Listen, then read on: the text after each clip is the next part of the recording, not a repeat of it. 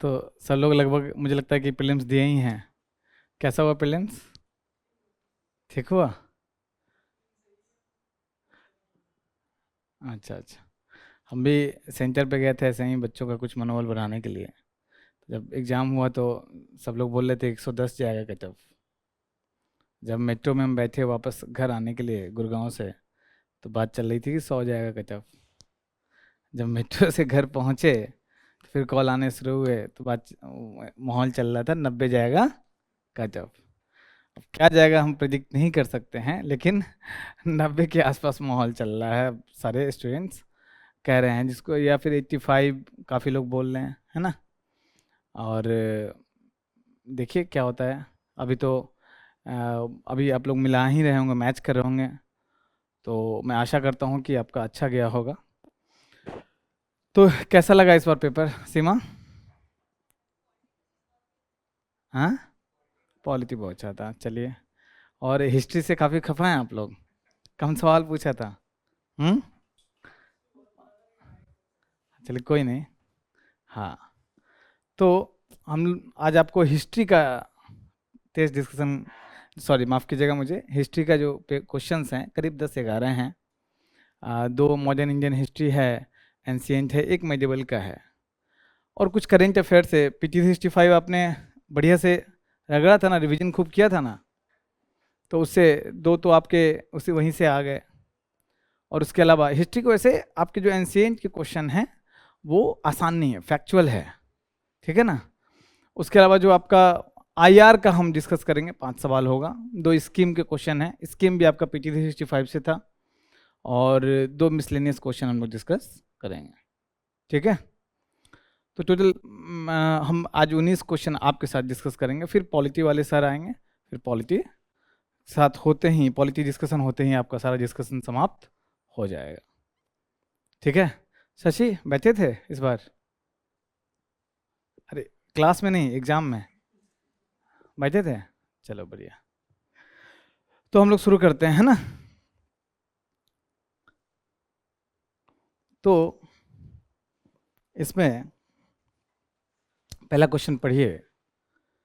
मैं आपको कुछ रेफरेंस भी दिखाऊंगा ताकि आपको समझ में आए कि PYQ क्यों करना है, ताकि आपको समझ में आए NCERT क्यों पढ़ना है ना। ये हर सब्जेक्ट में, सिर्फ हिस्ट्री में ही नहीं, हर सब्जेक्ट में बड़ा इंपॉर्टेंट है प्रीवियस ईयर क्वेश्चन।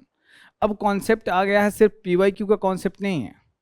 इस बार का जो क्वेश्चन देखा गया है उसमें, बस एक से, तो इसमें एक कॉन्सेप्ट होता है PYQ। क्या है PYQ? प्रीवियस ईयर क्वेश्चन, है ना। तो PYQ का एकदम डीप एनालिसिस करना होता है, उससे आपको हर एक सब्जेक्ट में काफ़ी सवाल फायदे होते हैं। अब ये PYQ से बढ़ के चला गया है PYQ प्लस पे, और ये नया क्या कॉन्सेप्ट है भाई। तो आप PYQ में क्या करते हो, UPSC में जो 10 साल 15 साल 20 साल आपकी जो कैपेसिटी है उसके अनुसार आप सिविल सर्विसेज एग्जाम का क्वेश्चन देखते हो, एनालाइज करते हो। लेकिन ये जो PYQ प्लस है, इसका मतलब क्या है? अब प्लस कुछ अलग से दिया गया नहीं, मैं आप सुविधा के लिए बोल रहा हूं।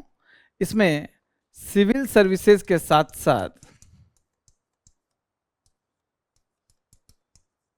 CDS, NDA, है ना, और कौन सा CAPF, इन सब का भी जो एग्जाम लेता है UPSC, उसके क्वेश्चन को भी अगर आप बढ़िया से 10 साल के क्वेश्चन को अगर अच्छे से एनालाइज करोगे, हिस्ट्री में, ज्योग्राफी में, इस तरह के सब्जेक्ट में बहुत, इवन पॉलिटी में भी, हर जगह फायदा होता है। बेसिक क्वेश्चन तो ऐसे आ जाते हैं, हिस्ट्री में 2-3 चीज आप इंटरलिंकिंग आप कर सकते हो। तो 10 साल का आपको पेपर एनालाइज करना है, वो सिर्फ UPSC सिविल सर्विसेज का नहीं, किसका? साथ में CDS, NDA, CAPF। मार्केट में ऐसे बुक्स आते हैं जिसमें सारे क्वेश्चन को एक साथ डाला जाता है, प्रैक्टिस कर सकते हैं, एनालाइज कर सकते हैं। उसके बाद आपको 5-6 बार रिवीजन करना होता है। जाइएगा वहाँ पे, तो सिर्फ इस PYQ प्लस, अगर इस बार जो जिस लड़कों ने PYQ प्लस किया था, कम से कम, मैं बहुत रिस्पॉन्सिबिलिटी के साथ बोल रहा हूँ, 20 से 25 क्वेश्चन का एक्स्ट्रा फायदा है। 20 से 25 क्वेश्चन का। उसमें बहुत सारे क्वेश्चन ऐसे होते हैं जो आप नहीं भी एनालाइज किए हैं तब भी सही करेंगे, लेकिन फिर भी 15 क्वेश्चन का एज हो गया, मिनिमम 10 क्वेश्चन का एज हो गया। 10 का मतलब होता है 20 मार्क्स। अगर गलत करोगे तो निगेटिव हटा दो, 25 मार्क्स। इसका मतलब है 25, अगर 75 आ रहा है तो 100 आएगा, 90 आ रहा है तो 115 आएगा, है ना। तो इसीलिए PYQ प्लस। अभी तो वैसे आप प्रीलिम्स दिए हैं, घबराने की जरूरत नहीं कि अभी से शुरू कर दिया। अगर आगे इस बार सिलेक्शन हो जाता है अच्छी बात है, नहीं होती तो इस पर ध्यान देना है, ठीक है। तो अब हम लोग सीधे पहला क्वेश्चन पे आएंगे।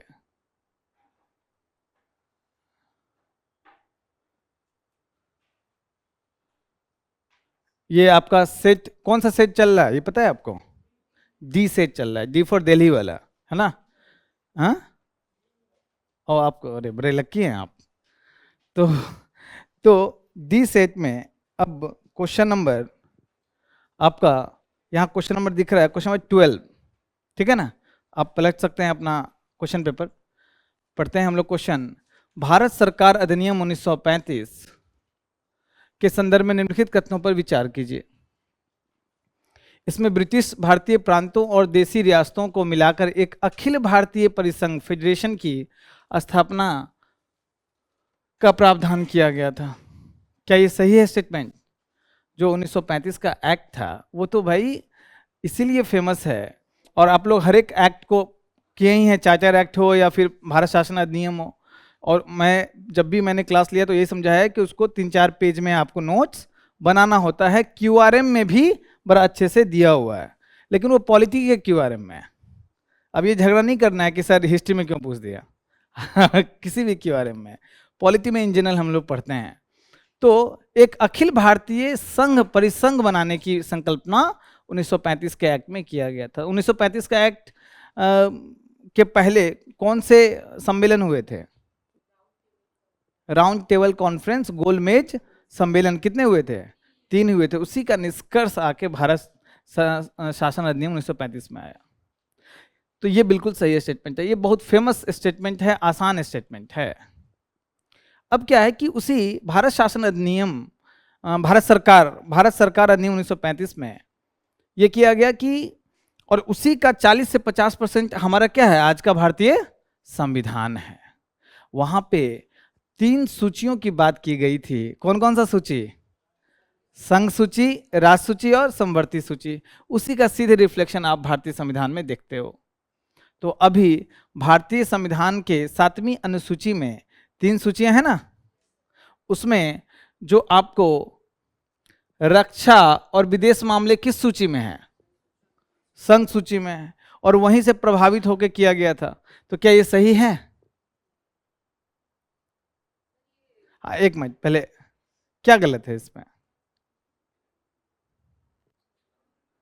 हाँ, तो जो परिसंघीय विधानमंडल के नियंत्रण, मतलब जो जो संघीय परिसंघीय फेडरल, जो से वहाँ उस समय की जो संसद थी वो कानून बना सकती थी।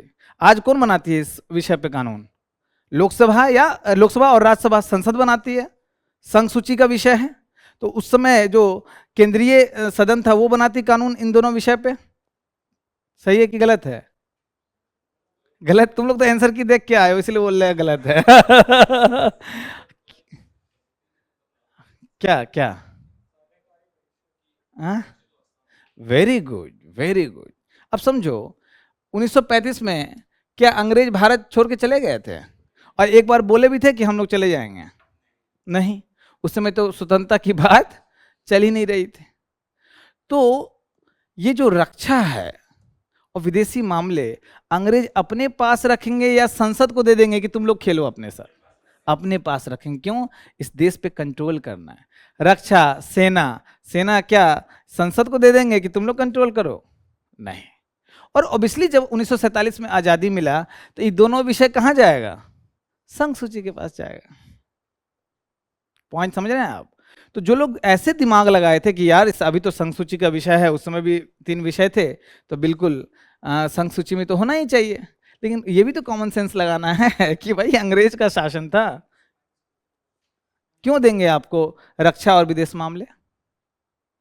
उनके पास था तभी तो बिना पूछे वो सेकेंड वर्ल्ड वॉर में भारत को शामिल कर दिए। मेरा बात समझ पा रहे हैं? तो ये गलत है, इसलिए आंसर क्या होगा? कितने लोगों का सही है? शर्माना नहीं है। Very good, very good.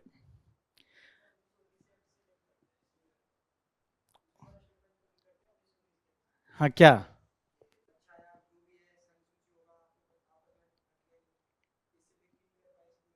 अच्छा अच्छा, कोई बात नहीं।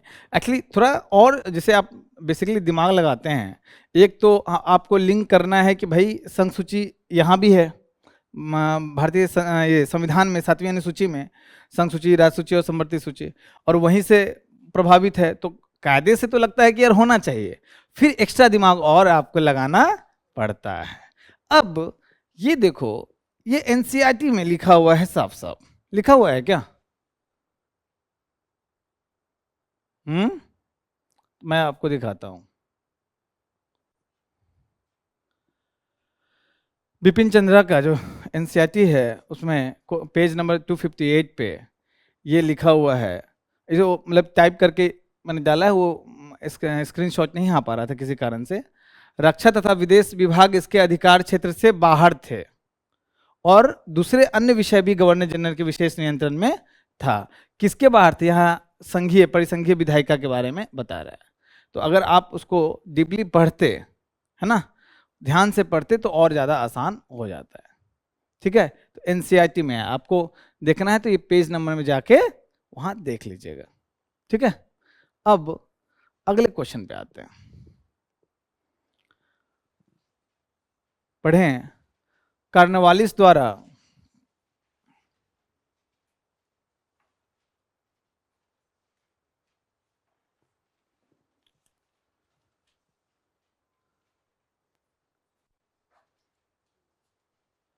कार्नवालिस द्वारा राजस्व संग्रहण के संदर्भ में निम्नलिखित कथनों पर विचार कीजिए। राजस्व संग्रहण के रैयतवारी बंदोबस्त के अधीन किसानों को फसल खराब होने या प्राकृतिक आपदाओं की स्थिति में राजस्व भुगतान से छूट दी गई थी। बंगाल अस्थायी बंदोबस्त के अधीन यदि जमींदार नियत तिथि पर या उससे पहले राज्य को राजस्व का भुगतान करने में विफल रहता है तो उसे उसकी जमींदारी से हटा दिया जाता है। तो कितने प्रकार के भूमि बंदोबस्त किए गए थे? 3। तो आपको पता है कि जो बंगाल और बिहार का जो रीजन है, पूर्वी भारत का रीजन, उसमें कौन सा था? अस्थाई बंदोबस्त। दक्षिण भारत में रैयतवारी और पश्चिमी भारत में महलवारी। तो यहाँ जो बंगाल के क्षेत्र में था, जो अस्थाई कार्नवालिस ने लगाया था, और इसमें क्या प्रावधान था कि भैया जो कृषि कर रहे हैं, जो खेती कर रहे हैं किसान, उनको भूमि स्वामित्व नहीं होगा। सारा भूमि स्वामित्व किसको दे दिया गया? जमींदारों को। उनको भूमि कर वसूल करना है ना। 1/11 हिस्सा खुद रखेगा, 10/11 हिस्सा किसको देगा? सरकार को। अगर नहीं दे पाएगा, जो सनसेट क्लॉज सुने हो ना, अगर नहीं दे पाएगा तो क्या होगा? उसका भूमि नीलाम कर दिया जाएगा, तो जमींदारी उसकी समाप्त भी हो जाएगी। तो दूसरा स्टेटमेंट इससे बिल्कुल सही है। फिर आपका दूसरा स्टेटमेंट सही है। फिर राजस्व संग्रहण के रैयतवारी बंदोबस्त के अधीन, अब ये रैयतवारी जो बंदोबस्त था, इस रैयतवारी बंदोबस्त में बीच में कोई मध्यस्थ था नहीं, सीधे किसान से अंग्रेज कनेक्ट किए थे, है ना। अब इसमें आपको बांध दिया गया कि इतना भूमि कर देना ही है। समय समय पे उसमें बदलाव होता था, 20 से 30 साल के बीच में उसमें बदलाव होता था, इन जनरल बढ़ा दिया जाता था। मूल रूप से जब रैयतवारी व्यवस्था आई तो यही था प्रावधान कि भैया अकाल आए, सूखा आए, चाहे बाढ़ आ जाए, आपको उतना भू राजस्व देना ही है। बाद में 1850 के आसपास बहुत विरोध हुआ, तो फिर इस पे पुनर्विचार हुआ, है ना। तो कुछ प्रावधान कर दिए गए कि 25% से भी कम उत्पादन होगा, बाद की बात है वो, है ना। अकाल आयोग जब बना तो 25% से कम अगर उत्पादन होता है तो आपको रियायत दी जाएगी। तो ये भी आपके एनसीईआरटी में, एनसीईआरटी में है ये, कहाँ पे? ये जो आपको बिपिन चंद्रा का जो एनसीईआरटी है उस पेज नंबर 79 और 80 में देख सकते हैं आप, ठीक है।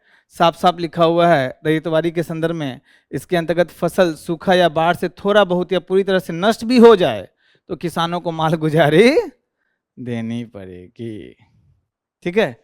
अगर ये सब नहीं पढ़ा है और आपको कॉमन सेंस लगाना है, दूसरा स्टेटमेंट तो आसान है, आपको ही पता है। पहला स्टेटमेंट कॉमन सेंस लगाना है।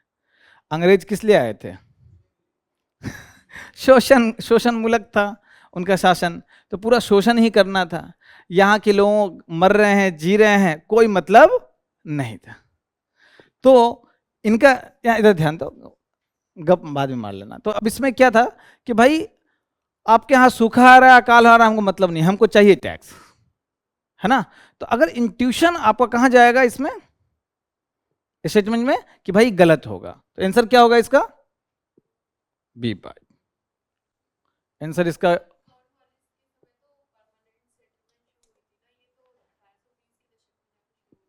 कौन? हाँ हाँ, तो ये आपका सही हो गया, ये गलत हो गया, आंसर बी पार्ट। कितने लोगों का सही है? लगभग लोगों का सही होगा। आपका सही है ना?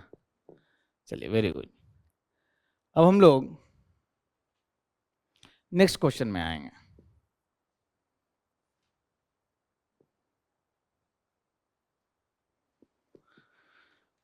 ये देखिए, पढ़ें इसको, फैक्चुअल क्वेश्चन है, आसान सवाल नहीं है, इसको पढ़िए। निम्नलिखित में कौन कौन सी नाटककार भास की रचना है? अब नाटककार भास सबसे मतलब महान नाटककारों में से हुए।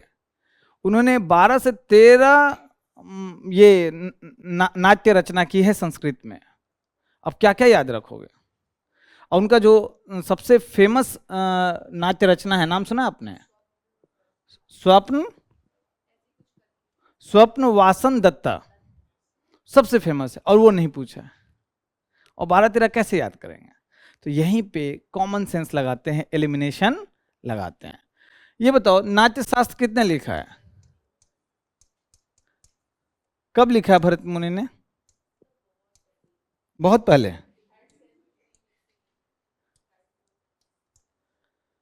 400-500 BC में भरत मुनि ने लिखा है ना। नाट्य शास्त्र सबसे फेमस है, तो ये कॉमन सेंस से क्या होगा? अब ये एंशिएंट पढ़े हैं तो भाई इतना तो पता होना चाहिए।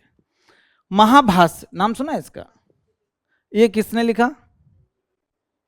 देखिए, एंशिएंट इंडिया में संस्कृत व्याकरण के 3 महान ये हुए, ज्ञाता हुए। एक तो पाणिनि का नाम आपने सुना होगा, उन्होंने बुक कौन सा लिखा? Ashtadhyayi, very good. उसके बाद और किसका नाम सुना है आपने? कात्यायन का नाम सुना है। तीसरा आपको जो है पतंजलि हुए, बहुत बड़े संस्कृत के व्याकरणकार। तो जो अष्टाध्यायी है पाणिनि का, उसी पे टीका है, ये कमेंट्री है ना। ये किसने लिखा है? पतंजलि। ये भी पता होना चाहिए। आप बोलेंगे सर जब सब पता ही है तो क्यों एलिमिनेट कर रहे हैं? लेकिन ये सब फेमस बुक है, ठीक है। एंशिएंट इंडिया पढ़ेंगे तो ये सब बहुत फेमस बुक है। अब काव्यालंकार, काव्य या देखो, काव्य प्लस अलंकार है ना। अलंकार मतलब ज्वेलरी, तो कविता का ज्वेलरी, जो पोइट्री का ज्वेलरी, काव्य अलंकार। तो इससे आपको ये समझ में आ रहा है कि ये कविता का संग्रह है। देखो, अब थोड़ा हम ज्यादा दिमाग लगा रहे हैं। मैं बता दूं, पेपर से ज्यादा माहौल टफ होता है यूपीएससी का, है ना। तो आप बोल सकते हैं कि सर आप ऐसे तो वहाँ लगता नहीं दिमाग, लेकिन जब बहुत आपका पढ़ाई रिवीजन बहुत ज़्यादा होगा, जब वहाँ कुछ नहीं रहेगा करने को, है ना, तो दिमाग में स्ट्राइक करता है काव्य से, अच्छा तो ये नाटक नहीं होगा। अगर इस दोनों में हमें लगाना है तो ये कविता का अलंकार, कविता का संग्रह है। काव्य अलंकार जो है दो इसने कवियों ने लिखा है। एक तो 7वीं शताब्दी के आसपास भामा ने लिखा है ना, और एक है रुद्रट। तो उससे अगर ये दो आप एलिमिनेट कर लिए हैं, तो अगर इस दोनों में इंट्यूशन लगाना पड़े तो मैं तो जाता इस पे अब। ठीक है, कविता का पहले पे चले गए। हाँ, मध्यम व्यायोग भास ने एक रचना की, नाटक की, 12-13 इन्होंने नाटक लिखा है, तो कैसे याद रखोगे? तो ये फैक्चुअल है, किसी का गलत भी होता है उसको दोष नहीं दे सकते हो। ठीक है। हाँ, चारू चारुदत्ता के लेखक कौन थे?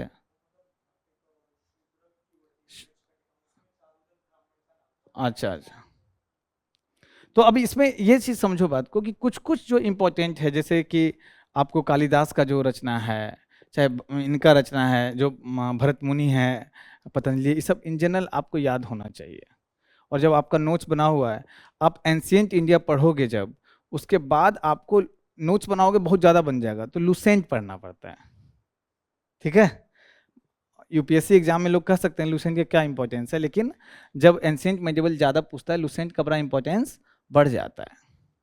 एक तरह से नोट्स की तरह काम करता है, उसमें सब कुछ दिया हुआ है। लुसेंट में सब कुछ है। अच्छा, वो भी दिया है।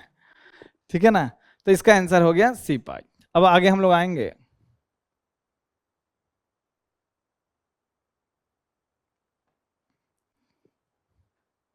क्वेश्चन नंबर 14 पे।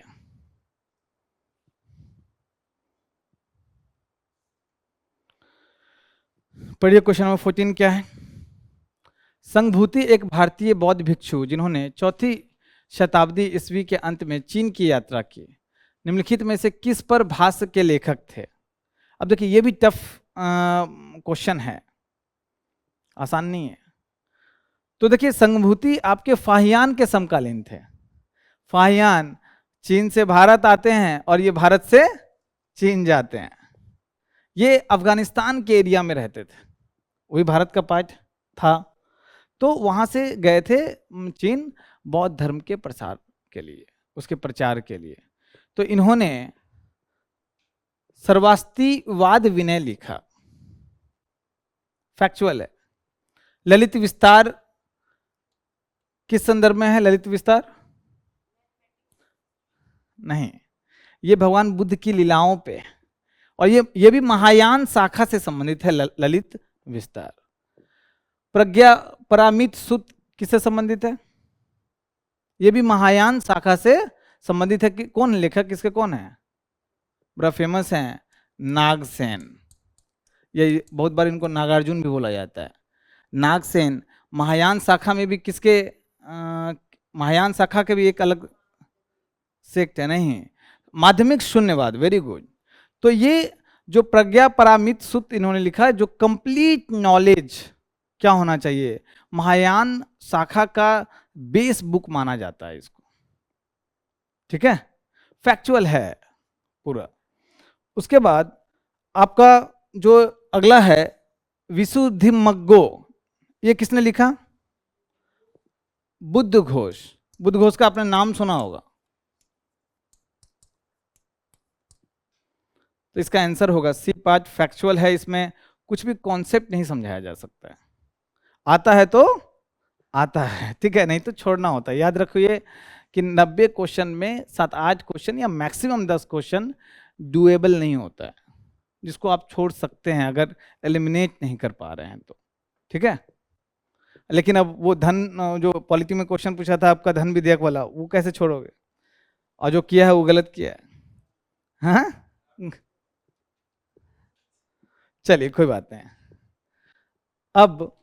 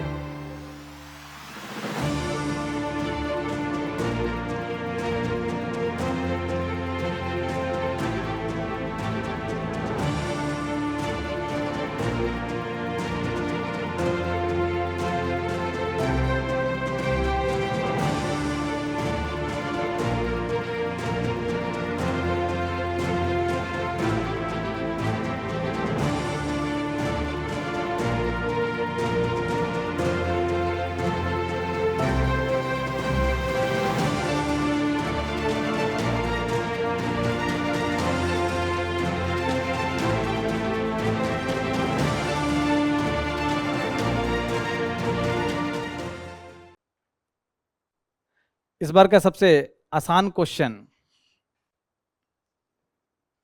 ये तो सबका सही होगा, डिस्कस ना करें मतलब। यूनेस्को द्वारा जारी विश्व धरोहर सूची में शामिल की गई निम्नलिखित संपत्तियों पर विचार कीजिए। यूनेस्को का 2 सूची है, एक तो विश्व धरोहर, दूसरा अमूर्त सूची, दोनों पे सवाल पूछा।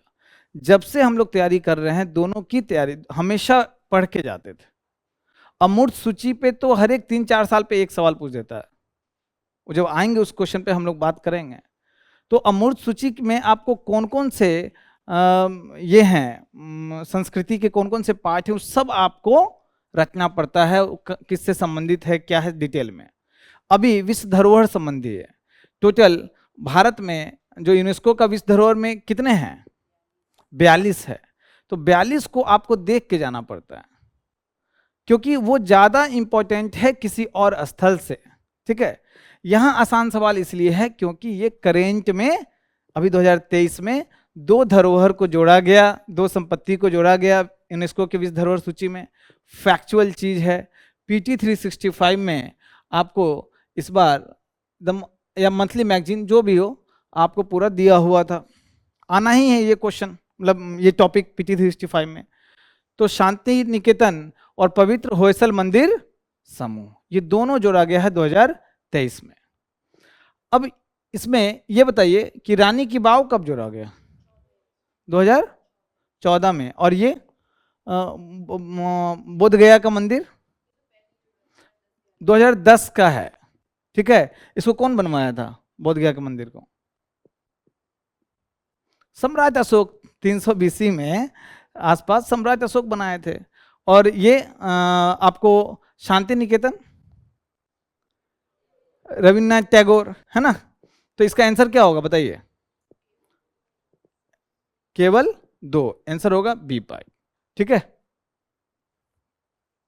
अब देख सकते हैं कि PT 365 में सवाल पूछा है, मतलब टॉपिक दिया हुआ है, तो ये बहुत आसान हो जाता है।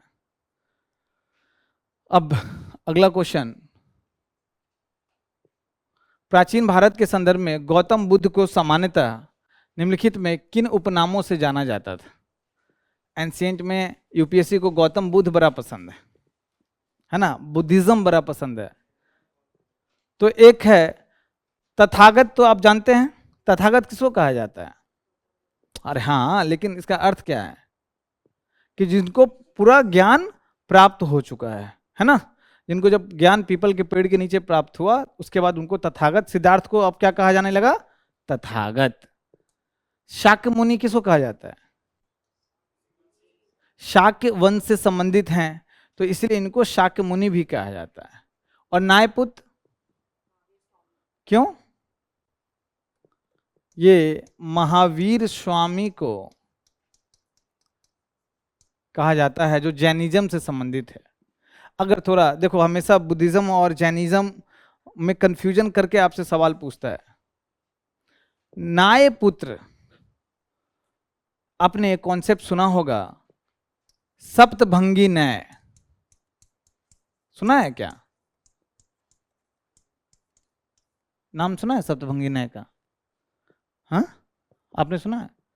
ये हाथी वाली कहानी सुनी है, क्या था, कोई उसका सूंड पकड़ रहा है हाथी का, अंधे हैं 7, और कोई उसका कान पकड़ रहा है, कोई पैर पकड़ रहा है, और अपने हिसाब से उसका वर्णन व्याख्या कर रहा है तो हाथी, लेकिन कोई बोल रहा है खंबा है, कोई बोल रहा है अजगर है, कोई बोल रहा है पंखा है, कोई बोल रहा है दीवार है, कोई बोल रहा है सांप है। समझ रहे हैं बात। तो ये सप्तभंगी न्याय, तो ये इसी न्याय से यहाँ पे नायपुत्र है। बोलेंगे सर कहाँ से कहाँ आप दिमाग लगा रहे हैं, ठीक है, लेकिन आगे के लिए भी ध्यान रखना है कि महावीर स्वामी को सब नायपुत्र कहा जाता है। सप्तभंगी न्याय जैनिज्म का कॉन्सेप्ट है। इसका सप्तभंगी न्याय भी आपसे पूछा जा सकता है कि इसका अर्थ क्या है। तो किसी भी बात को आप अलग अलग दृष्टिकोण से अलग तरीके से बोल सकते हैं और वो सही भी हो सकता है। आपको सामने से बोर्ड आयताकार दिख रहा हो, लेकिन उनको आयताकार ना दिख रहा हो, थोड़ा तिरछा दिख रहा हो, लेकिन क्या वो गलत है? नहीं। तो ये सापेक्षता का सिद्धांत है कि अपने अपने सापेक्ष लोग सही होते हैं, इसलिए सभी के विचारों का सम्मान करना चाहिए। फिलॉसफी में बड़ा डिटेल में पढ़ाया जाता है। तो इसका आंसर क्या होगा बताइए? बी पाई। ठीक है,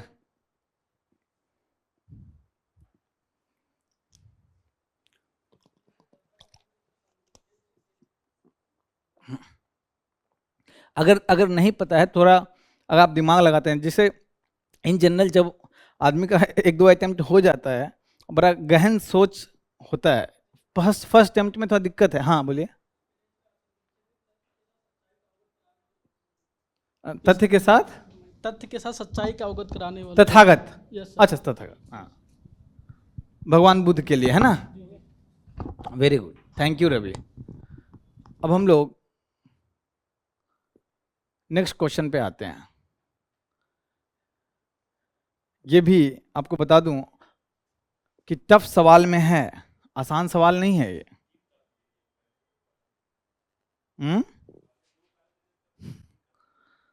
टफ सवाल है, टफ सवाल है।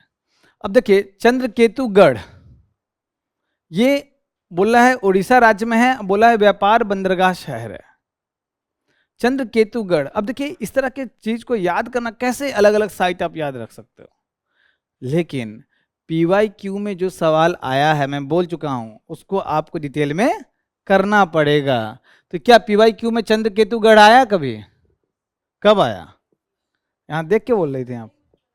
अच्छा, 21 में आया। क्या है ये? चंद्रकेतुगढ़ टेराकोटा कला के लिए बड़ा फेमस है। वहाँ टेराकोटा की मूर्तियां बहुत ज़्यादा मिली हैं, पश्चिम बंगाल में है। जब आप PYQ एनालिसिस करते हो तो एक एक के बारे में आपको डिटेल में लिखना होता है, क्योंकि अंदर से अब सवाल बनता है कि कहाँ पे है, वेस्ट बंगाल में है, उड़ीसा में है, गुजरात में है। तो इस प्रकार से एक एक के बारे में कॉमा दे के डिटेलिंग करना पड़ता है PYQ में। अगर 21 के PYQ में आपने किया है तो सीधे आइए, क्या कुछ एलिमिनेट हम लोग कर पा रहे हैं? देखिए, क्या एलिमिनेट कर पा रहे हैं? जो चंद्रकेतुगढ़ है ये उड़ीसा में नहीं, वेस्ट बंगाल में है। 24 परगना जो जिला है वहां पे, वहां वेस्ट बंगाल में है। और व्यापार बंदरगाह शहर है बिल्कुल, वो जहां पे टेराकोटा की खूब सारी मूर्तियां मिली हैं, है ना।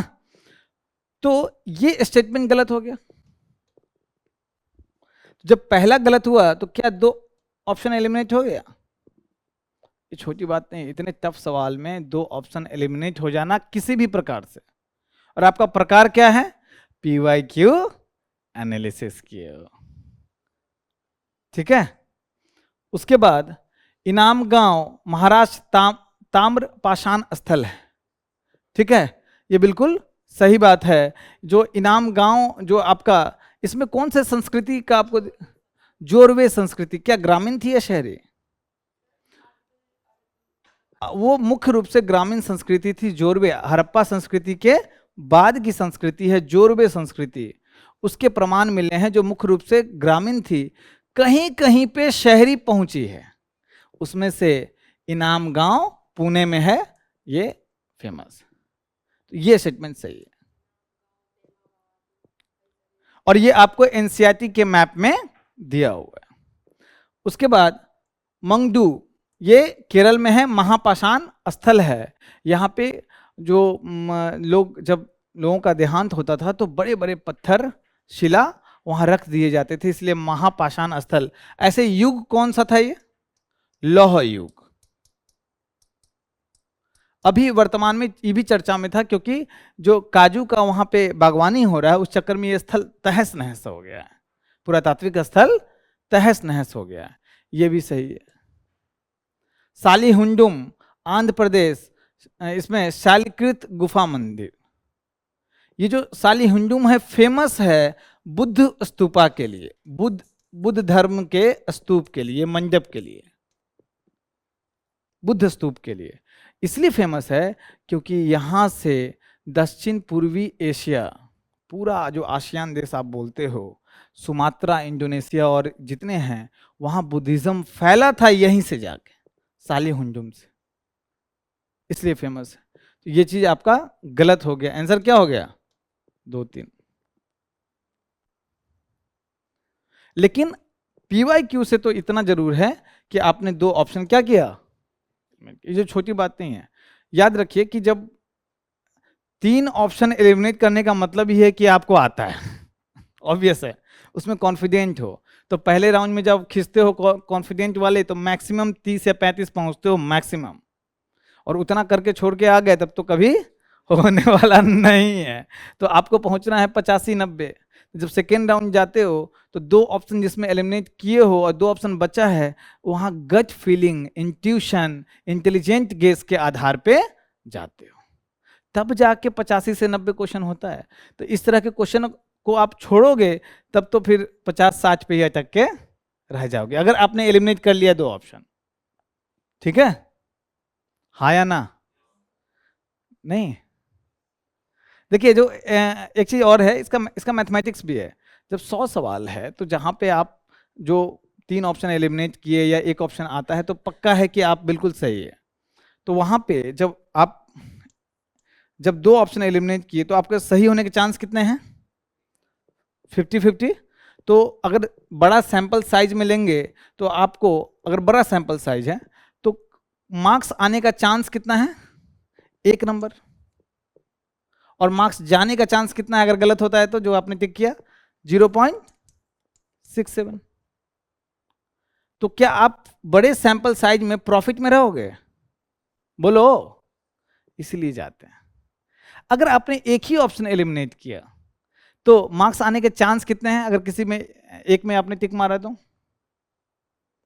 2 तो आएगा, लेकिन बड़े सैंपल साइज में गलत होने की प्रोबेबिलिटी के हिसाब से हम बोल रहे हैं, वहां पे आपको 0.67 आने का चांस है, जाने का भी इतना ही चांस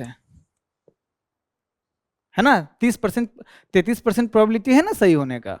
तो वहां पे आप प्रॉफिट लॉस नहीं होता है, उसमें भी जाते हैं हम लोग, लेकिन एक भी एलिमिनेट नहीं कर पाए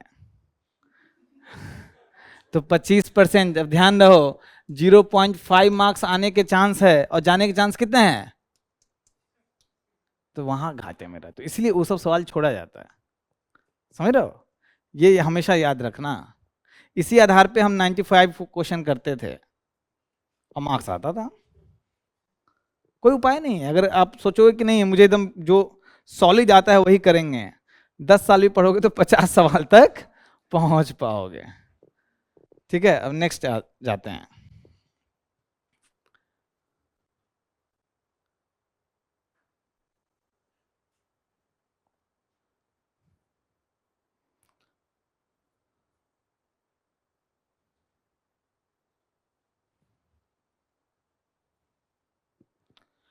उपनिषदों में कोई नीति कथा पैर बॉल नहीं थी। उपनिषदों की रचना पुराणों से भी पहले हुई थी। पहले ये बताइए, उपनिषद की रचना पुराण से पहले हुई थी? नहीं। हाँ, जब वेद के बाद उपनिषद की ही रचना शुरू हुई। ईसा पूर्व शुरू हुआ है, कोई 400, कोई 500, कोई 300 BC के लगभग। ठीक है, तो उपनिषद की रचना ये सब आपको इसमें दिया हुआ है NCERT में, ये तो आपको पढ़ना चाहिए। तो उपनिषद की रचना, आप पुराण की रचना कब हुई है? मुख्य रूप से गुप्त काल में 300-400 ईस्वी के आसपास। तो मतलब दोनों के बीच डिफरेंस देखोगे तो 700 से 1000 ईस्वी का डिफरेंस है। ठीक है, तो ये बिल्कुल सही है। अब इसका क्या मतलब है? उपनिषदों में कोई नीति कथा नहीं है, इसका क्या मतलब है? इसका अर्थ क्या है? कोई कहानी टाइप नहीं है, कोई रूपक नहीं है। बताइए क्या सही है? कैसे? आ? क्यों?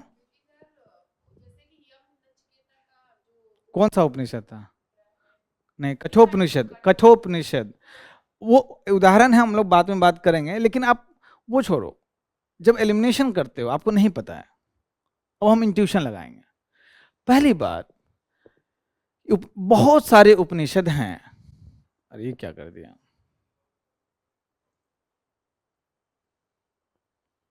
बहुत सारे उपनिषद हैं, ठीक है?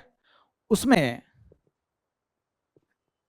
अभी हम लोग इसमें एलिमिनेशन के साइंस पे जा रहे हैं। पूछा है कोई नीति कथा नहीं है, कोई, मतलब एक भी उपनिषद में कोई नीति कथा नहीं, मतलब कहानी है ही नहीं। अरे किसी में तो होने का चांस होगा, अपवाद, exception is everywhere. It's a extreme statement.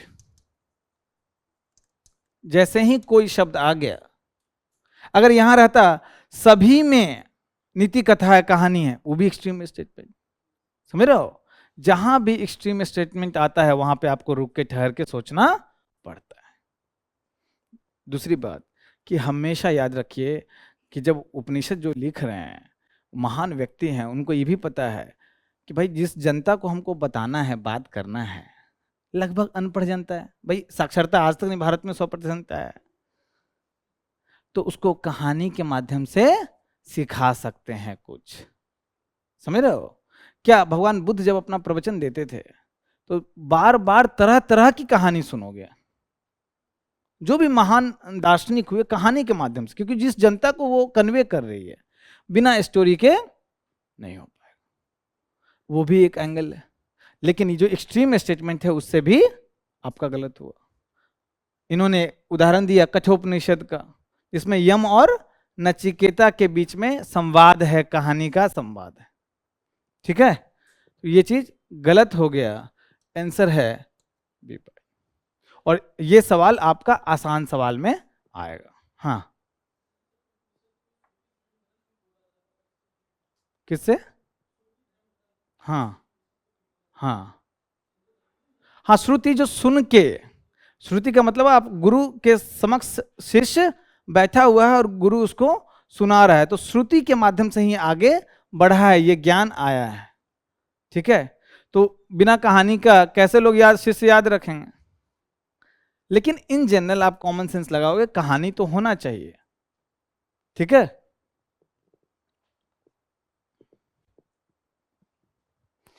इतना इतना इंट्यूशन नहीं आता है क्या वहां पे?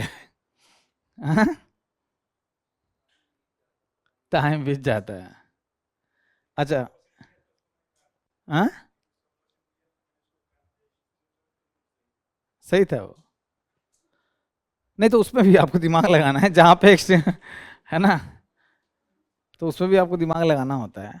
लेकिन इन जनरल जैसे कि अभी साइंस टेक में काफ़ी सवाल आपने देखा होगा, है ना, कि इसमें हर जगह कुछ ना कुछ वो तत्व मिलते ही हैं। जैसे सल्फर है तो हर जगह आपको मिल ही जाएगा। अब है मध्यकालीन भारत के संदर्भ में पुर्तगालियों को भटकल में एक किला बनाने की अनुमति किसने दी थी? क्या देखो, विजयनगर साम्राज्य जो है, या फिर नीचे आपको पांड्या, चेर और ये सब पढ़ते हो, चोल साम्राज्य, एक सवाल हर साल उनका फोकस रहता है। साउथ के लोग भी तो थोड़ा खुश रहे हैं, है ना, हिस्ट्री में वहां से भी सवाल आए, तो इसीलिए बहुत सारे लोग तमिलनाडु का एनसीईआरटी बुक भी पढ़ता है कि एक दो सवाल हमको प्रीलिम्स में फंस जाए। तो जो आपको विजयनगर मध्यकालीन ये युग में साम्राज्य था, तो विजयनगर साम्राज्य को किससे बड़ा टक्कर रहता था हमेशा? एक तो आपको बीजापुर में कौन साम्राज्य था? बहमनी साम्राज्य, है ना, और वहां से उनका काफी टक्कर होता था। लेकिन उस समय जिनके पास नेवल शक्ति होता था वो दुनिया में राज करते थे। तो याद रखो, जो महाशक्ति ब्रिटेन बाद में बना है, पहले महाशक्ति बना है पुर्तगाली, समझ रहे हो? पूरे समुद्र पे राज करते थे एक टाइम पे पुर्तगाली। हाँ, तो जो पुर्तगाली थे वो विजयनगर साम्राज्य के जो तटीय क्षेत्र थे वहां बड़ा परेशान वो लोग करते थे, लोगों को व्यापार करने नहीं देते थे, या वो जो होता है ना कि टैक्स वसूलना। तो कृष्णदेव राय और पुर्तगाली के जो गवर्नर थे, कौन थे? अल्बरकुक, उनके बीच में समझौता हुआ। कब हुआ संधि? 1510 के आसपास, है ना। समझौता हुआ ये कि जो पुर्तगाली चाहते थे गोवा को, कहाँ से? बहमनी साम्राज्य से, बीजापुर से। तो बोला गया कृष्णदेव राय या विजयनगर साम्राज्य उसमें हस्तक्षेप नहीं करेगा, वहां पे उसको गोवा लेने में मदद करेगा। किसको? पुर्तगाली को। अब बदले में क्या मिलेगा इसको? नहीं, बदले में घोड़ा। सही में, सही में ये था कि उसमें घोड़े का बड़ा, अच्छे नस्ल के घोड़े का बड़ा इंपॉर्टेंस था युद्ध में, है ना। तो उसमें जो घोड़े का आयात होगा उसमें विजयनगर का क्या होगा? एकाधिकार होगा, बीजापुर को घोड़ा नहीं मिलेगा। ये समझौता हुआ। तो और उसी समझौते में एक चीज था कि पुर्तगालियों को भटकल में एक किला बनाने का अनुमति दिया गया। कौन दिया? ये क्या एनसीईआरटी में है? बताइए, एनसीईआरटी में है? एनसीईआरटी में पेज नंबर 131 हम प्रूफ के साथ आए हैं, ठीक है ना? जो सतीश चंद्रा की बुक है उसी में ये चीज आपको लिखा हुआ है, घोड़े वाली बात भी लिखी हुई है, ठीक है? तो आपके हिस्ट्री के क्वेश्चन यहाँ पे समाप्त होते हैं। जो मॉडर्न के क्वेश्चन थे दो आसान था नो डाउट, लेकिन ट्रिकी था, उसमें भी लोग गलती करते हैं, है ना? आपको जो पुस्तक रचनाकार का सवाल आसान नहीं था, टफ क्वेश्चन में आएगा वो। अब हम लोग आईआर के क्वेश्चन देखते हैं। हर साल ये ट्रेंड रहा है कि 5-6 क्वेश्चन आईआर के पूछते हैं, खासकर लोकेशन बेस्ड। इस बार तो आपको लोकेशन बेस्ड बड़ा अच्छा विजन ने मैप बेस्ड न्यूज वाला डॉक्यूमेंट दे दिया, प्लस आईआर का जो पीटी 365 है उसी से आपको 1-2 सवाल है, ठीक है? तो बोला है कि जो आपने न्यूज में पढ़ा है और द हिंदू जो पढ़ेगा उसको ये सब न्यूज इन जनरल हमेशा सुनने को मिलेगा। अर्जेंटीना सबसे खराब आर्थिक स्थिति अभी चल रही है, इसका क्या सही बात है? अर्जेंटीना में आज से नहीं बहुत दिन से जो आर्थिक स्थिति है उसकी खराब चल रही है। इन्फ्लेशन हाइपर चल रहा है, 100%, 120% इस लेवल पे इन्फ्लेशन चल रहा है। बार बार वो उसका राजस्व घाटा बहुत ज्यादा हो गया है, बार बार वो डिफॉल्ट कर रहा है अर्जेंटीना। वहां चुनाव हुआ तो राइट विंग का प्रधानमंत्री भी वहां पे राष्ट्रपति बन गया है। तो ये सब न्यूज में है अर्जेंटीना, इसीलिए तो ये चीज सही है। दूसरा है सूडान। तो देखो सूडान है चाहे जो बीच का जितना अफ्रीकी देश है, वो आप सुनोगे कि भाई वहां गृह युद्ध चलता ही रहता है। मेरे कजन अभी सूडान में ही तैनात थे, अभी आए हुए थे घर, कहानी बता रहे थे सूडान का। तो क्वेश्चन देखे तो हमको लगा हम बैठते तो कम से कम इससे ही करते। बहुत बड़े स्तर पे गृह युद्ध चल रहा है वहाँ पे, और पूरा दुनिया इग्नोर किए हुए, न्यूज में आता ही नहीं। हम लोग चूंकि गाजा बड़ा सेंसिटिव है तो हमेशा सुनते रहते हैं, सूडान का नहीं सुनते हैं। सरकार के खिलाफ बहुत बड़ा जो ये है विद्रोही समूह है वो युद्ध लड़ रहा है।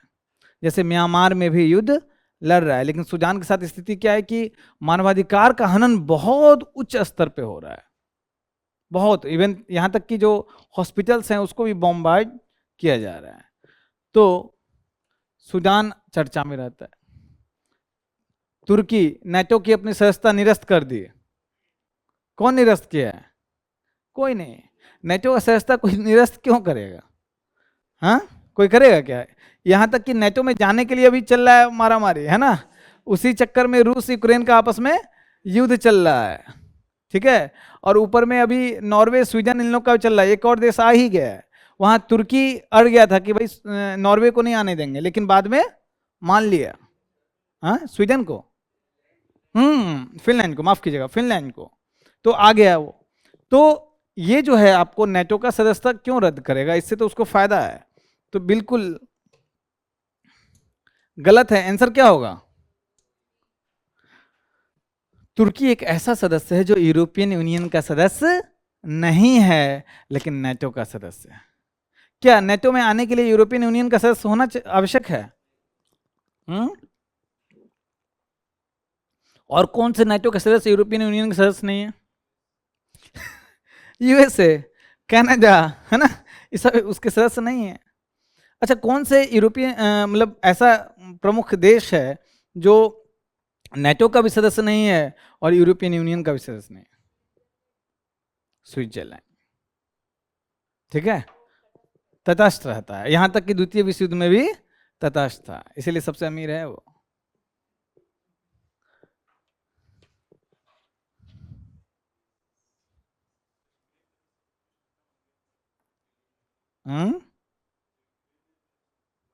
हाँ, ये कैसे आप कह सकते हैं? हम्म, फिर बन जाएगा। इसका ब्रिटेन का पूरा तहस नहस नहीं हुआ था सेकेंड वर्ल्ड वॉर में? हुआ था कि नहीं?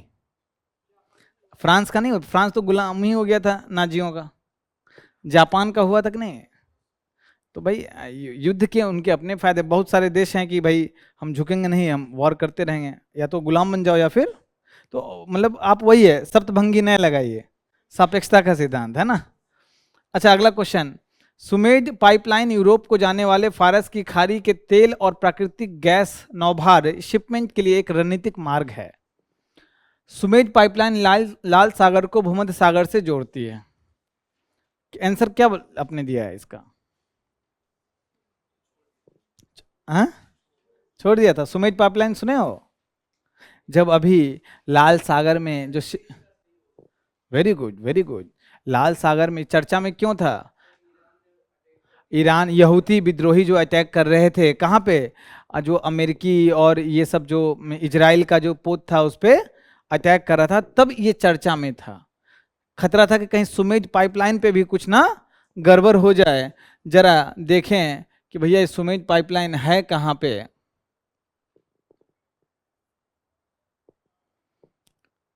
तो देखिए कि यहाँ पे आपको गल्फ ऑफ अदेन है, ये रेड सी है, लाल सागर, ये भूमध्य सागर। तो यूरोप को जो जाएगा, यहाँ पूरा तेल का भंडार है या गैस का भंडार है, इस प्रकार से जाता है सुएज कनाल के माध्यम से। लेकिन ये चोक पॉइंट है, अगर कोई इसको कब्जा कर लिया, या फिर अभी बहुत बड़ा 1-2 साल पहले बहुत बड़ा शिप फंस गया था, याद है? हाँ, तो हालत खराब हो गई थी। तो इसीलिए तेल के साथ या गैस के साथ ऐसा ना हो, इसलिए पाइपलाइन यहाँ पे सुएज कैनाल और मेडिटेरियन सी के बीच में बनाया गया। कैनाल नहीं, माफ करना, यहाँ गल्फ ऑफ सुएज है, ठीक है, और यहाँ पे मेडिटेरियन सी है। तो इसी दोनों का पहला 2 अक्षर लेके क्या बना दिया गया? देखो, इंग्लिश में आपको समझ में आएगा। सुएज कनाल का सुएज जो गल्फ है उसका सू, और मेड का मेडिटेरियन सी। तो सुएज का जो पाइपलाइन है, सुमेध पाइपलाइन, ये यूरोप को मतलब एक अल्टरनेटिव रूट देता है कि अगर चोक पॉइंट के साथ कुछ हो गया तब भी इनको क्या मिल जाएगा? तेल मिलता रहे, गैस मिलता रहे यूरोप को। मेरी बात समझ पा रहे हो? तो ये बिल्कुल सही बात है। और ये क्या लाल सागर को भूमध्य सागर से जोड़ता है? बिल्कुल। तो क्या दोनों कथन सही है? तो सी और डी गलत है? गलत है ना नीचे। अब क्या ये इसको एक्सप्लेन करता है, व्याख्या करता है? बिल्कुल व्याख्या करता है, क्योंकि ये जो लाल सागर को भूमध्य सागर से जोड़ रहा है, इसलिए एक रणनीतिक मार्ग है। आंसर क्या होगा? नहीं समझ में आ रहा है? शशि, क्या मारे थे इसमें? आपने क्या था?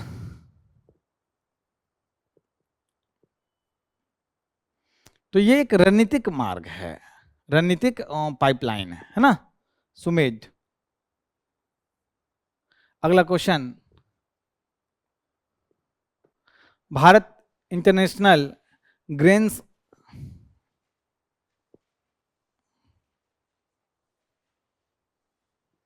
भारत इंटरनेशनल ग्रेन काउंसिल का सदस्य देश है।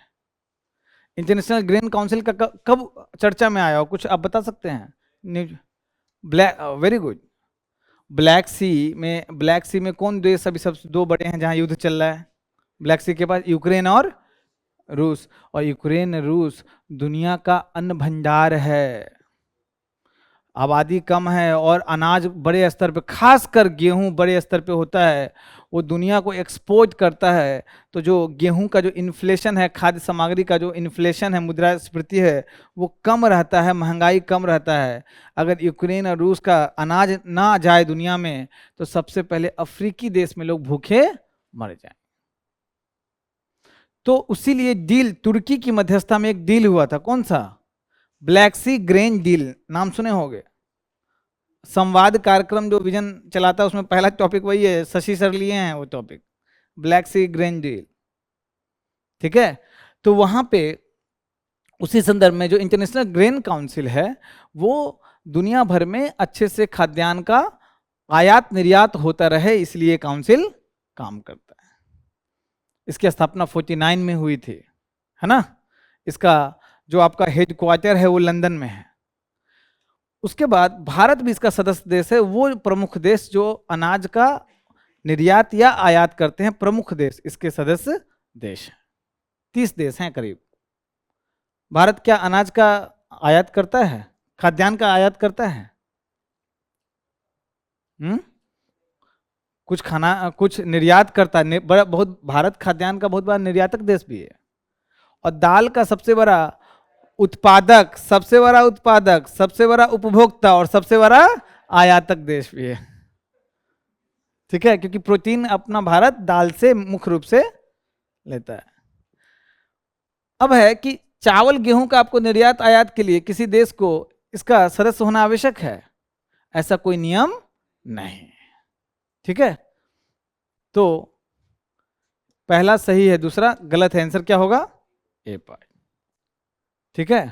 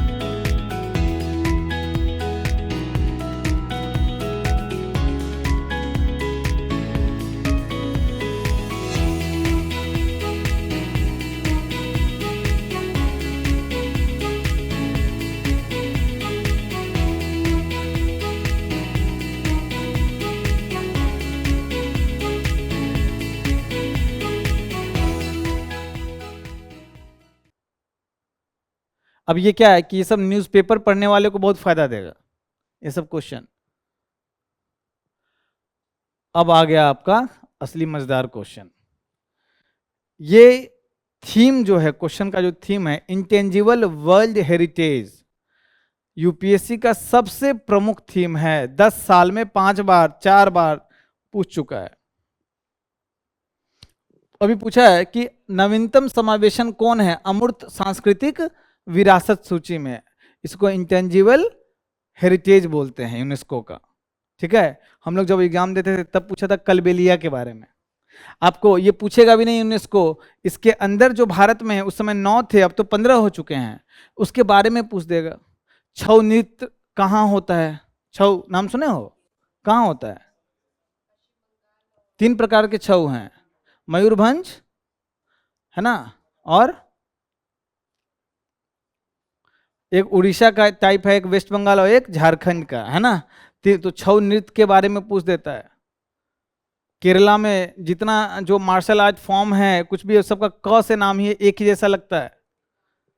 तो इसका अभी हम लोग देखेंगे 2015 इस समय भी पूछ चुका है। अभी हाल में इस गरबा को इसमें शामिल किया गया। आपके पीटी 365 में भी ये चीज था। गरबा कहाँ होता है? अब तो इंडिया में हर जगह होता है ना, नवरात्रा में। लेकिन मुख्यतः, बिल्कुल बिल्कुल, मुख्यतः कहाँ होता है? वो डांडिया है, वो डांडिया नहीं, गरबा है। गोल घेर के इसमें एक दीपक की रोशनी के चारों तरफ महिलाएं डांस करती हैं। ठीक है, बहुत लोग डांडिया और गरबा को एक ही समझता है। ठीक है, देखिए अभी 15 है, इसमें 14 लिखा हुआ क्योंकि गरबा को यहाँ पे नाम नहीं दिया गया, मतलब लेटेस्ट है तो नहीं लिखा गया है। लेकिन आपको ये रचना पड़ता है, पूछ सकता है कि इनमें से कौन कौन इंटेंजिबल वर्ल्ड हेरिटेज साइट बोल रहा हूँ, इंटेंजिबल वर्ल्ड हेरिटेज है।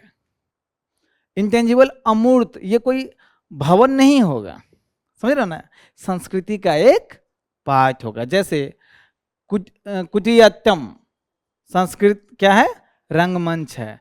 2011-12 में, 11 या 12 एग्जैक्ट ईयर नहीं है मुझे याद है, आपको पूछ दिया कि कुटियाट्टम क्या है, तो लोग दे दिया मार्शल आर्ट फॉर्म।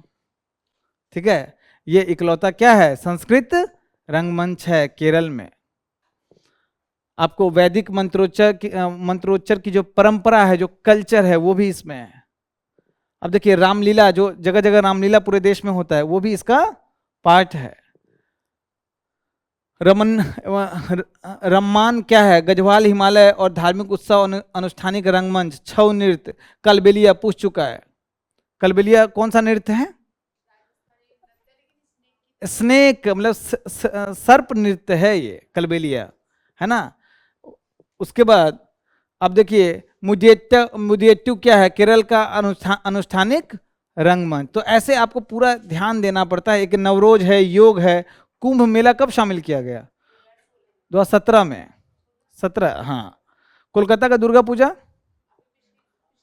20 में, 20 के आस 21-22 में, कब कब शामिल किया गया, 20 में किया गया।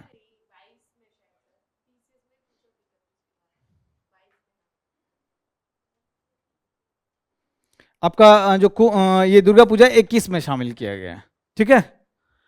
तो ये आपको अभी 15 है, इसमें 14 है, 15 है टोटल। तो इसके बारे में आपको डिटेल में जानना होता है, तभी जाके एक सवाल फंसता है, वो आसान होता है, ठीक है। तो 10 साल में 3 से 4 बार सवाल पूछ चुका है। अब अगला ये आईआर का क्वेश्चन है, साहिल क्षेत्र, साहिल क्षेत्र में अस्थिरता और बिगड़ती सुरक्षा स्थिति विद्यमान है। हाल ही में साहिल क्षेत्र के कई देशों में सैन्य तख्तापलट या कब्जा हुआ है। साहिल क्षेत्र किसको बोलते हैं,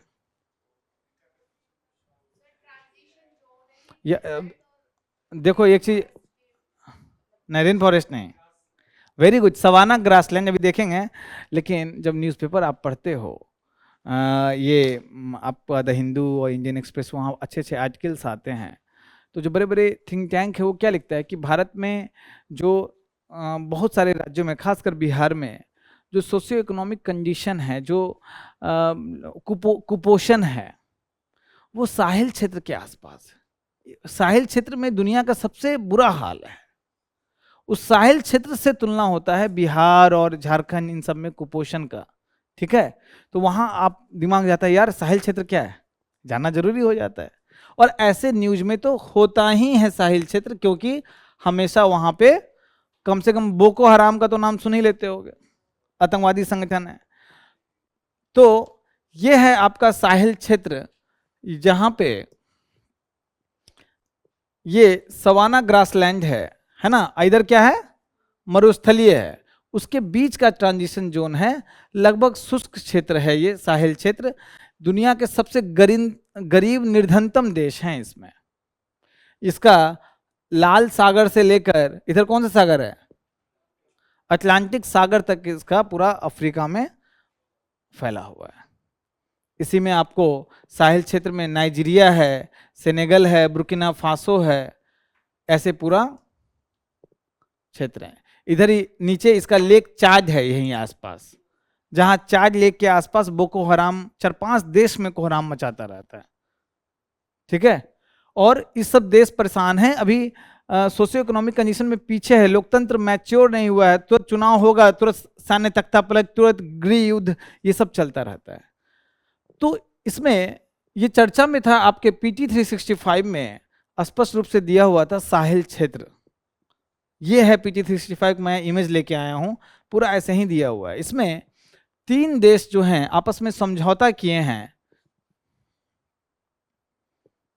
कौन कौन से देश हैं जो आपस में समझौता किए, माली, बुर्किना फासो और नाइजर, कि कोई हमारे देश में सशस्त्र विद्रोह होगा तो, या फिर तख्ता पलट का प्रयास होगा, तो हम लोग आपस में ये करेंगे, सहयोग करके उसको हटाएंगे।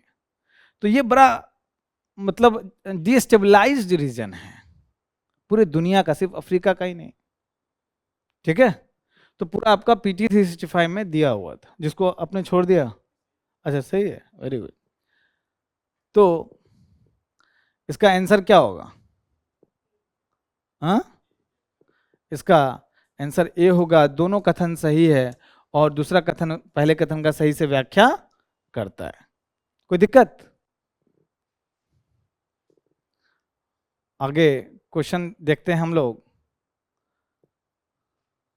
अब ये कितने लोगों का सही हुआ है?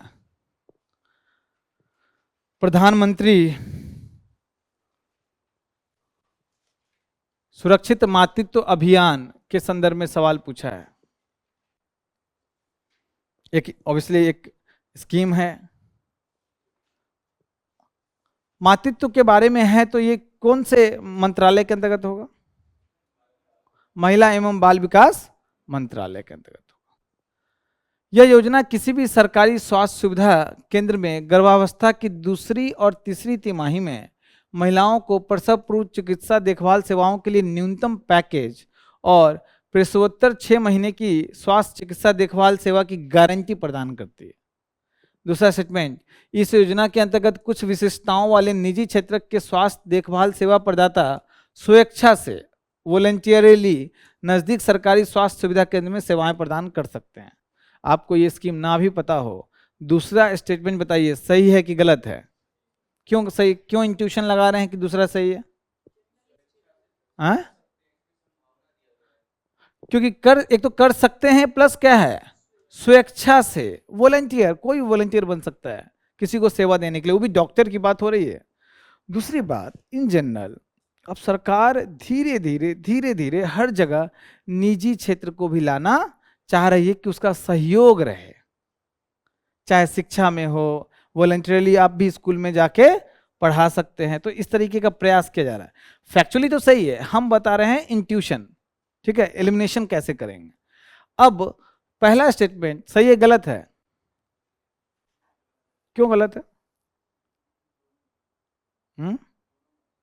याद रखिए, ये जो प्रधानमंत्री मातृत्व अभियान है, ये सिर्फ और सिर्फ प्री डिलीवरी मतलब प्रेगनेंसी के समय के लिए है, पोस्ट डिलीवरी के लिए नहीं है। मतलब डिलीवरी के पहले का जो फेज है, 3 महीने के बाद का जो फेज है, उसमें महिला का हर एक महीना रेगुलर चेकअप होता रहे। तो 9 तारीख निश्चित किया गया है हर एक महीने में कि महिला आके चेक कराए। उसके लिए क्या दिया जाएगा? महिला को न्यूनतम सेवा दिया जाएगा, न्यूनतम पैकेज है ना। लेकिन डिलीवरी के बाद के चीज को कवर नहीं करता, सिर्फ प्री डिलीवरी। तो इसलिए गलत हो गया, थोड़ा अंदर जाके सवाल पूछा है, आंसर होगा बी पार्ट। ठीक है, अगला क्वेश्चन, ये तो सबका सही होगा। आवाज नहीं आ रहा है आपका। प्रधानमंत्री श्रम योगी मानधन योजना कौन से मंत्रालय में होगा? ये श्रम मंत्रालय में है ना। ये इसका उद्देश्य क्या है, कोई बताएगा? क्या पीटी 365 में कवर था ये? हाँ, मिला जुला के ठीक बोल रहे हैं। हाँ, ये जो असंगठित क्षेत्र के जो मजदूर हैं, काम करने वाले लोग हैं, तो असंगठित क्षेत्र कहने का मतलब ये है कि उनका पीएफ नहीं कट रहा है, कुछ नहीं कट रहा है ना, तो उनको पेंशन 60 साल के हो गए तो उनको पेंशन कौन देगा? उनको 15,000 से कम उनकी तनख्वाह है, वही इसमें शामिल हो सकते हैं, असंगठित क्षेत्र के होने चाहिए। वो जो 18 से 40 वर्ष के बीच में, उनको उसमें शामिल होना है और कुछ अंशदान देना है। तो 60 साल के बाद न्यूनतम 3,000, न्यूनतम बोलना है 3,000 रुपया मिलेगा। अगर वो अंशदान ज्यादा देता है तो ज्यादा मिलेगा, और सरकार भी कुछ अपने तरफ से उसमें अंशदान करती है। तो ये देखिए, एज स्पेसिफिक है कि नहीं, आयु विशिष्ट अंशदान करना है, लेकिन वो एज आपको फंसाने के लिए 21 वर्ष कर दिया है। अगर इंट्यूशन करना हो तो कॉमन सेंस लगाइए, असंगठित क्षेत्र है, 21 इन जनरल लोग अडल्ट हो जाते हैं, 18 साल में काम करना प्रारंभ कर देते हैं, तभी तो कॉमन सेंस बोलता है कि उनको शामिल कर दो इसमें, है ना। तो वहां से आपका ये गलत हो गया। और एज विशिष्ट है, यहीं पे एज लिखा हुआ है, इसी समझ जाओगे। और इस योजना में प्रति जो ग्राहक है, सब्सक्राइबर, न्यूनतम 3,000 रुपया मिलेगा। अगर उसका पहले ही देहांत हो गया तो क्या पेंशन नहीं मिलेगा? उसके पत्नी को, पत्नी मर गई तो पति को, जीवन साथी को मिलेगा, ठीक है ना। हाँ, नहीं, नहीं नहीं नहीं, अगर पहले पत्नी मर गई, ये अविवाहित पुत्री और ये सब नहीं है, सिर्फ क्या है, जीवन साथी है। आंसर क्या होगा? फैक्चुअल है वैसे, लेकिन इसमें कुछ आप कॉमन सेंस लगा सकते हो, खास कर ये वाला। ये तो पहला एलिमिनेट होना बड़ा जरूरी है, पहला स्टेटमेंट एलिमिनेट होना बड़ा जरूरी है।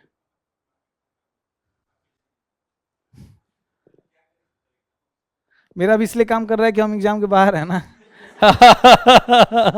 हम सबको बोलते हैं कि पेपर टफ जितना तुम लोग समझते हो उतना होता नहीं है। क्या टफ होता है? माहौल टफ होता है। क्या सीसेट जो है 67 नंबर लाना, आप एग्जाम हॉल में छोड़ दो, बाहर लाइब्रेरी में या एसी कमरे में बैठ के करते हो, है ना, आराम से तुम 70-75 नंबर ला सकते हो और किसी भी कोचिंग के आंसर की से पास ही करोगे। लेकिन जब वहाँ जाते हो, और हमेशा, अभी एक स्टूडेंट हमसे मिलने आया था, बोला कि सर मेरा जितना एज है उतना ही अटेम्प्ट है, तो क्या इस बार हमको देना है अगले साल, इस बार दें कि नहीं, छोड़ दें क्या? बोला अटेम्प्ट है तो इस बार दो सी सेट के लिए, ताकि तुमको ये समझ में आ जाए कि सी सेट में क्या कमी है क्या है। बोले सर सी सेट क्या है, बैठते हैं 90 नंबर तो ऐसे आ जाता है सर, 100 नंबर आ जाता है। तो हम बोले कि कितना टाइम क्या हो रहा है अभी, जब मेरे हमसे बात कर रहा था तो बोला कि सर अभी 2:30-3 बज रहा है। बोला जरा इमेजिन करो, कल सोए थे? तो बोला हाँ 7-8 घंटे सोए थे। इमेजिन करो तुम सोए नहीं हो, नींद आई थी आप लोग को रात में? नहीं आती है।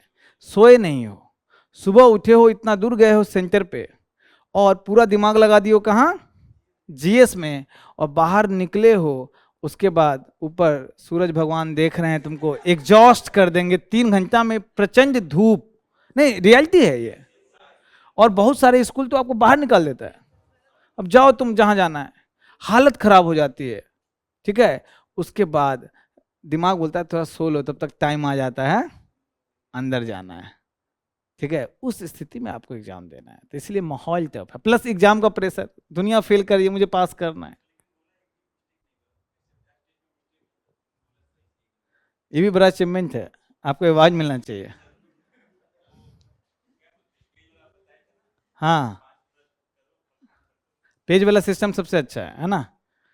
अब देखिए ये चीज आपके पीटी 365 में जस का तस ये सब दिया हुआ है, 18 से 40, ठीक है। इसमें बोला हुआ है कि उनके सिर्फ जीवन साथी को मिलेगा, तो जो लोग पढ़े हैं पीटी 365 उनको फायदा होगा।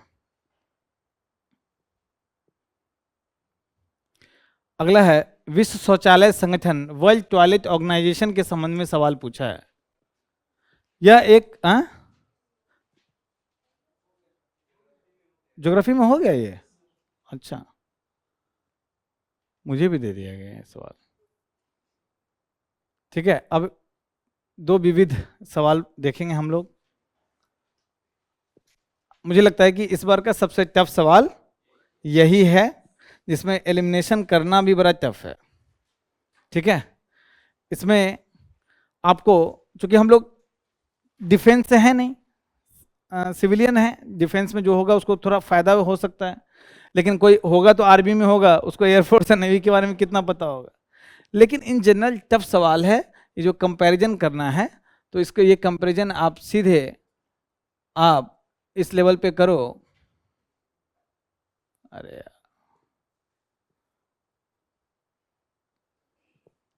ये दिख रहा है आपको? तो यहां पे जो आपके लेफ्टिनेंट जनरल है उसके समकक्ष क्या है, एयर वाइस मार्शल है एयरफोर्स में, और यहाँ वाइस एडमिरल है। यहाँ पे आप जब आओगे तो क्या लिखा हुआ है, मेजर जनरल लिखा हुआ है, यही इसका मेजर शब्द गलत है, ठीक है।